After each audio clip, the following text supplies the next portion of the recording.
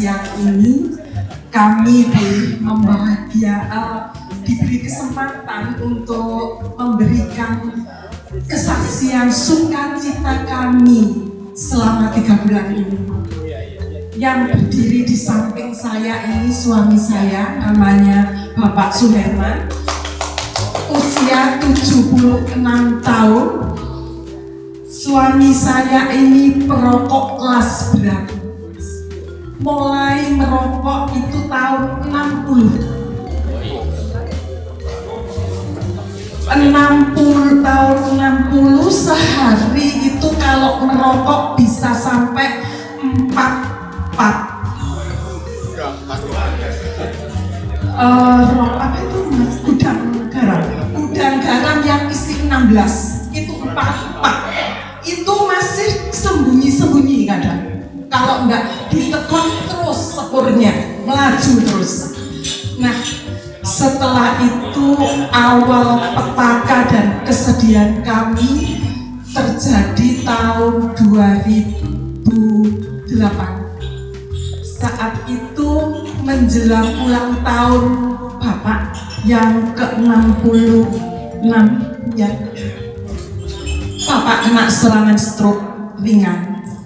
Saya bawa ke Lavalet, hasil diagnosa terakhir setelah di CT scan ada sebuah gumpalan di dalam otak Bapak. Tapi itu tumor atau apa belum diketahui. Akhirnya dokter Sahdevi menganjurkan Bapak harus foto MRI. Karena di dalam saluran cairan ke otak itu ada penyumbatan, sehingga sirkulasi air ke otak Bapak itu tidak bisa lancar, sehingga Bapak itu kalau jalan hilang keseimbangan, jadi sering jatuh. Akhirnya Bapak 2 minggu di Lavalet bisa keluar dengan sehat, tapi dokter menyarankan tidak boleh putus obat, harus mengkonsumsi obat setiap hari. 2 tahun suami saya mengkonsumsi obat, tapi dokter menyarankan untuk lepas rokok. Sampai dokter Dahar itu memberikan resep sebuah obat untuk menghentikan Bapak merokok. Dosisnya itu sangat tinggi dan boleh dibilang itu sangat mahal, dan itu ada grade-nya. Awal pertama ini, kedua ini, ketiga ini, sampai terakhir, dosis terakhir tinggi, grade ketiga, nggak mempan. Bapak tetap merokoknya makin memel, sehingga obat yang dikonsumsi itu pun nggak ngefek. 2 tahun, 3 tahun, jalannya Bapak itu semakin sempoyongan dan dilarang naik kendaraan, ngotot naik kendaraan, sehingga sering kecelakaan di jalan. Karena hilang keseimbangan, tidak mampu ngerem, sehingga pada tahun 2012 Bapak mengalami kecelakaan yang sangat tragis hingga mengalami operasi, karena memang jalannya saja tidak pakai kendaraan pun harus ada yang megang. Kalau tidak dipegang, Bapak seperti kendaraan yang tanpa rem, jadi jalan terus ngerudur, sudah tidak bisa berhenti kalau tidak ada yang memberhentikan. Karena Bapak itu penyakitnya hidrosipalus. Iya, kalau anak kecil yang kepalanya besar, karena Bapak sudah tua, kepalanya tetap mengecil, tapi kesedihan kami sehari-hari itu Bapak sambatnya luar biasa. biar dia sambat sendiri. Begini Pak, tiap hari itu saya merasakan sakit kepala. Sampai saya mendak kuat saya. 24 jam. Coba kotekot, ya apa ya? Nggak enak lah pokoknya. Kepala itu pusing. Jadi nggak bisa apa-apa, ngebleng. Jadi tidur saja. Itu saya tinggal. Dan ya apa? Saya sakit, jadi ya tidur aja.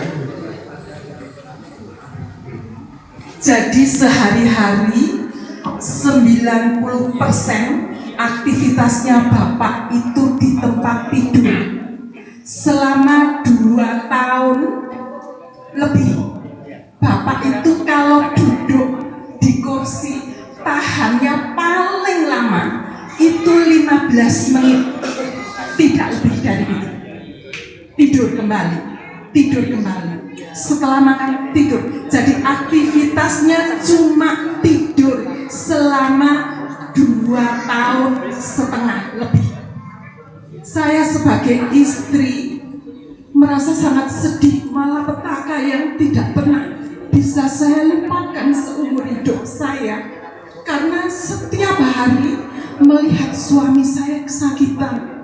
Setiap hari minta dikompres, minta dipijiti, sampai tangan saya ini, jari saya, jempol ini dulu juga tidak bisa bergerak. Aku, karena setiap hari harus mijitin Bapak.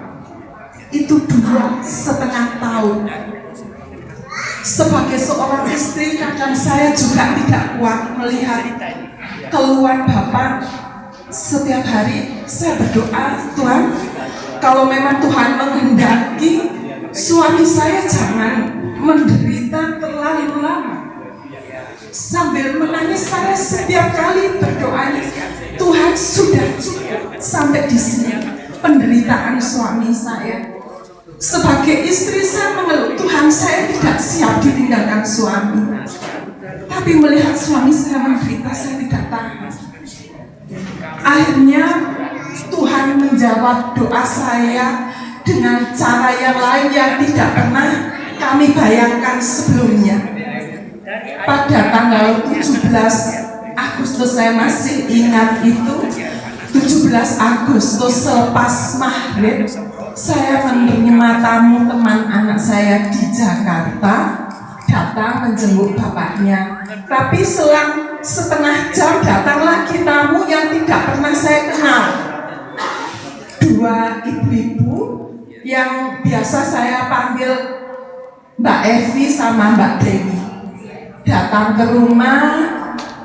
Suami saya keadaannya pucat pasi, kuku-kuku jarinya itu sudah hitam karena keluhan sakit bukan kepala.